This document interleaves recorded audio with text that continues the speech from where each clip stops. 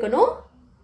கற்பூரம் சேர்க்கறனால நமக்கு வீடு வாசனையாக இருக்கும். அது மட்டும் இல்லாமல் பூச்சிப்பட்டுக்கள் எதுவும் வராது. இன்னுமே பார்த்திங்கன்னா நல்ல பாசிட்டிவான எனர்ஜி கொடுக்கும். அடுத்து 2வது பொருள் நம்ம எடுத்துக்கிறது இன்றைக்கி ₹2 ஷாம்பு பேக்கெட். இல்லை நீங்கள் வீட்டில் என்ன ஷாம்பு பயன்படுத்துகிறீங்களோ அந்த ஷாம்பை நீங்கள் வந்து 2 டேபிள் ஸ்பூன் அளவுக்கு சேர்த்துக்கோங்க.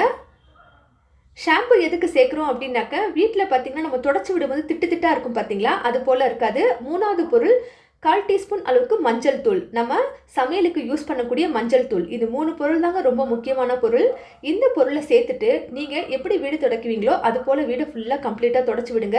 நல்லா புளிஞ்சிட்டு தொடச்சி விடணும். மஞ்சள் தூள் ஆன்டி பாக்டீரியல் ப்ராப்பர்ட்டி இருக்குது. இது வந்து பார்த்திங்கன்னா கிருமிகளை எதிர்க்கக்கூடிய தன்மை இதுக்கு இருக்கனால நம்ம இந்த மஞ்சள் தூளை சேர்த்துக்கிறது ரொம்பவும் நல்லது. வாரத்திற்கு ஒரு முறை இது போல் நீங்கள் தொடச்சி விட்டுட்டே வந்தீங்க அப்படின்னாக்க வீடு எப்போவுமே ரொம்ப சுத்தமாகவும் கிருமிகள் எதுவும் இல்லாமலும் இருக்கும். குழந்தைங்களுக்கும் ரொம்பவும் நல்ல